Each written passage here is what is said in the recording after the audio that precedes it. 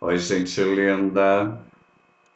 O vídeo de hoje é para falarmos sobre esse livro aqui, leitura incrível que eu fiz agora em janeiro, O Bom Crioulo, de Adolfo Caminha. Eu achei que ele merece uma resenha apropriada e decente. Esse meu exemplar é da editora Index, que eu nem sabia que existia, nem sabia que a editora Index era especificamente para material gay. Aí explica isso aqui atrás, sobre a editora. Também faz um apanhado, assim, e até explica a ironia do título, né? Porque Index é aquela listinha lá do Vaticano, que eu já falei sobre isso várias vezes. O livro tem 160 páginas, é um livro relativamente curto.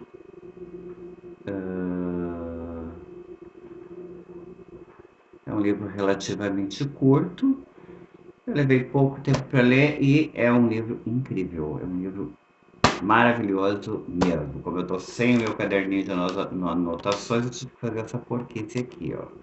Anotei tudo aqui, esses papeizinhos amarelos. Bom, gente, primeiro que eu fiquei chocado assim, com a vida do Adolfo Caminha. Mais uma vida trágica, mais uma vida breve. Ele faleceu aos 29 anos, escrevi aqui. Foi um dos principais expositores dessa corrente, que é o naturalismo, corrente que eu adoro. O naturalismo é aquela escola literária que escreve sobre a sociedade como ela é, sem enfeites. Então, a realidade não é distorcida, ela não é maquiada, não há enfeites. As pessoas são como são.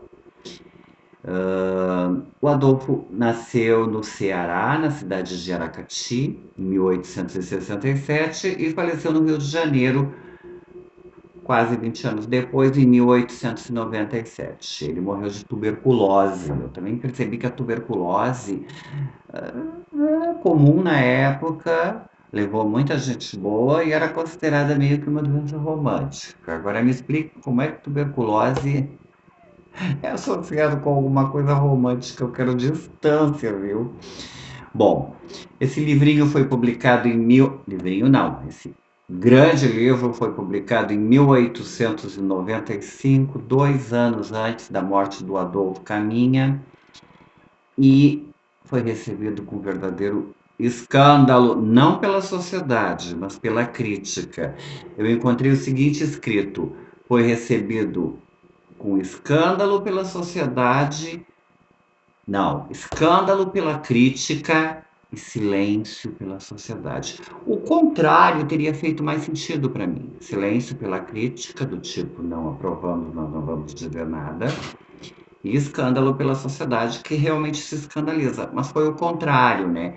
E eu fiquei me perguntando por quê e concluí, não sei se corretamente, que as pessoas liam isso aqui escondidinho. Será que não? O que é que vocês acham? Coloque aí nos comentários. Se vocês já leram O Bom Crioulo, eu gostaria muito de ouvir a opinião das pessoas. O que é que vocês acham desse título? A mim parece racista. Bom Crioulo.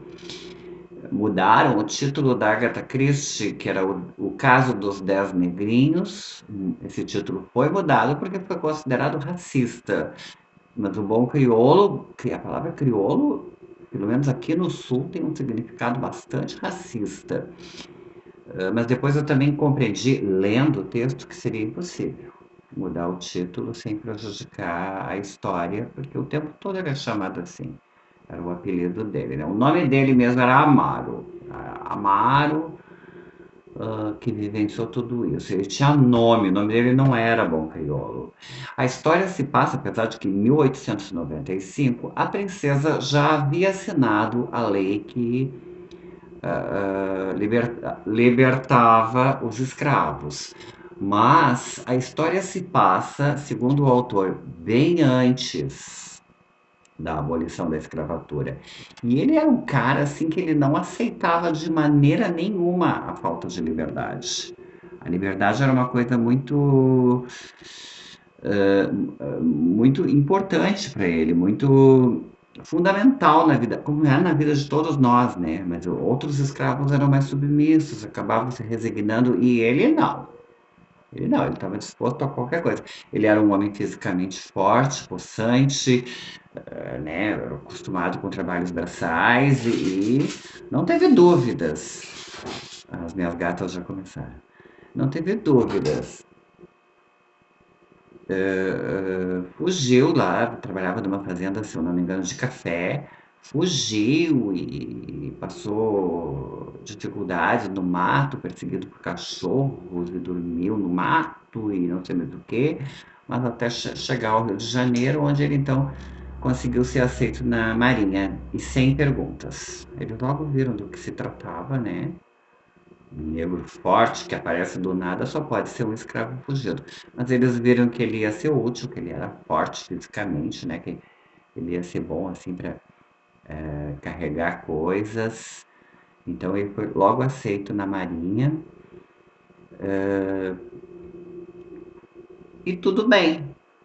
Só que a Marinha daquela época era uma marinha que castigava tão severamente como os senhores dos escravos.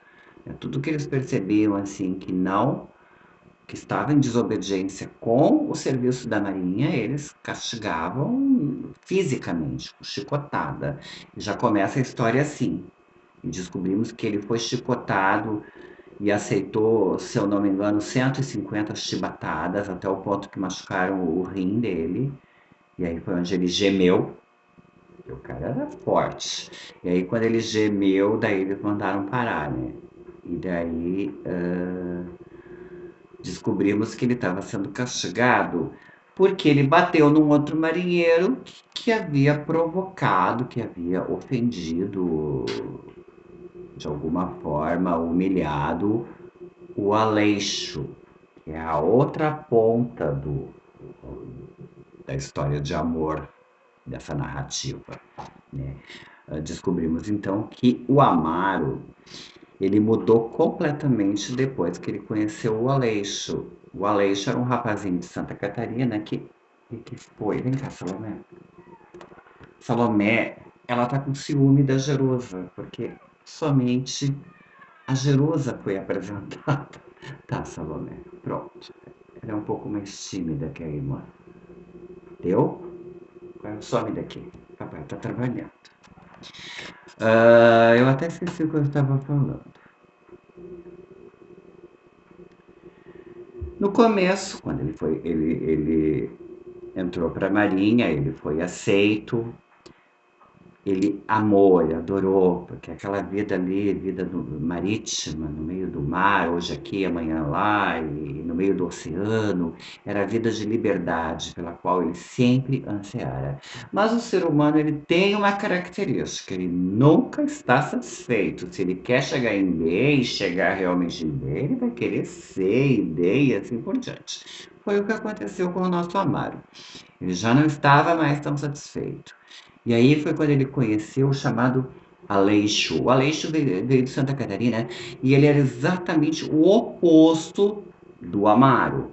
Era de constituição frágil, era comparado com um ninfo, tinha olhos azuis, a pele chega a ser transparente de tão branca, o cabelo lembrava um anjo louro, dourado, aquela coisa toda, meio não tão mistificada, porque eu acho que não que seja o padrão de Santa Catarina, mas é um padrão que a gente encontra bastante em Santa Catarina. Eu nunca estive em Santa Catarina, mas eu acho que é assim. No Rio Grande do Sul não é muito diferente. E aí, e ele ficou completamente assim, tomado de amores, né? E ao mesmo tempo se assusta com os seus sentimentos. Porque uma coisa que eu notei no Amaro é que, embora ele tenha sido concebido, gerado, nascido na escravidão, não tendo recebido nenhuma instrução, sendo criado de uma forma quase que selvagem, que nenhuma criança mereceria ser criado assim, mas ele tinha bom coração. Ele era um amor tanto, por isso que o apelido dele era esse. O apelido dele não era, é preconceituoso, mas não era com uma intenção de ser preconceituoso. Era a intenção de dizer que ele era um bom homem. Ele só não podia chegar perto da cachaçinha. Tomava uma cachaçinha, ele mudava. Ele tinha problemas sérios com álcool. E nós vamos descobrir que essa história é um triângulo. Lá pelas tantas, ela assume a forma triangular. Eu já chego lá. A história se passa antes da abolição e começa com a descrição de Amaro, sua fuga de uma fazenda e sua vida na Marinha. E aqui eu faço uma observação que é muito importante. A linguagem típica de marinheiros, porque os marinheiros eles têm a sua própria linguagem, então eles vão usar jargões lá dentro do contexto deles que a nós vai soar estranho, nós não conhecemos aquela linguajar. E também essa narrativa foi feita em 1895, um português que já não existe mais. Então nós vamos ver gente, o meu português enriqueceu muito na leitura desse livro. Nós vamos ter um português que nós não conhecemos, mas não precisa se apavorar porque o livro ele tem amplas explicações no rodapé. E não é alguma coisa que atrapalha a leitura. São termos que você lê, você até deduz, deve ser isso, e é mesmo. Porque a gente que conhece o português, a gente tem um conhecimento instintivo de que tal coisa deve significar tal coisa, porque tal coisa, de alguma forma, lembra tal coisa. E faz sentido isso que eu falei. Mas, na verdade, gente, é um livro de leitura bastante fácil, tá? Nada de fluxo de consciência, a história é linear, sequencial, podem ler que vocês vão entender e adorar. Ah,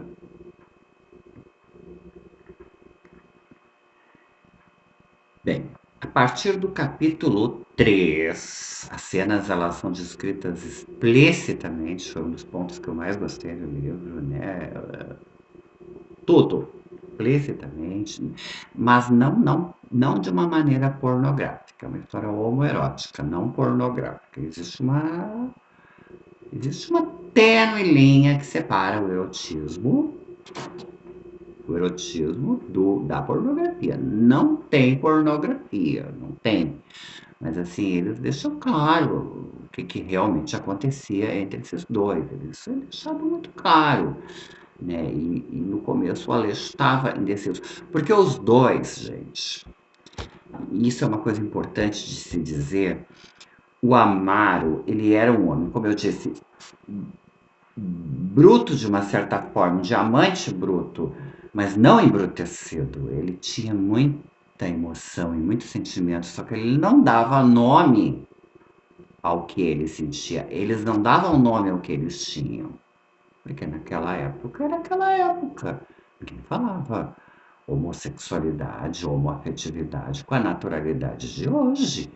Era uma coisa assim, meio bizarra, considerada uma doença e até mesmo um crime. A Marinha punia severamente. Então, eles chamavam inclusive de sodomia, usavam um termo que era pejorativo, hoje seria pejorativo. Bom, acontece que, então, lá no capítulo 3 se estabelece um relacionamento entre eles, né? Ambos estão confusos com seus sentimentos, estão inclusive assustados. Não dão nome ao que têm, mas ambos aceitam esses sentimentos. Acontece que meses antes de conhecer o Aleixo, enquanto estava por terra, porque eles tinham permissão para descer, né? E ganhar licença e ficar tinham que combinar tudo com o comandante, mas eles não eram obrigados a ficar no navio. O Amaro, ele conheceu uma portuguesa, Carolina, que acaba sendo a terceira ponta desse triângulo. Que foi um fato que me surpreendeu muito nessa trama. Ela morava numa casa toda bonitinha, lá na Rua da Misericórdia, no Rio de Janeiro, não sei se existe ainda essa rua. Ela morava numa casa toda bonitinha, de 2 pisos, e tinha um sótão, e ela costumava alugar aquele sótão. E meses antes, que foi quando o Amaro conheceu a Carolina, ela foi atacada por 2 assaltantes. E foi ele, Amaro, quem a livrou, porque ele era um homem muito forte. Ele não tinha medo de assaltantes, não tinha medo de coisa nenhuma. E ele livrou ela dos assaltantes, eles iam roubá-la, talvez até fazer algo pior com ela. E então ela se sentiu muito grata, porque ele botou os dois para correr e, se eu não me engano, ainda conseguiu chamar a polícia. A polícia conseguiu pegar os dois.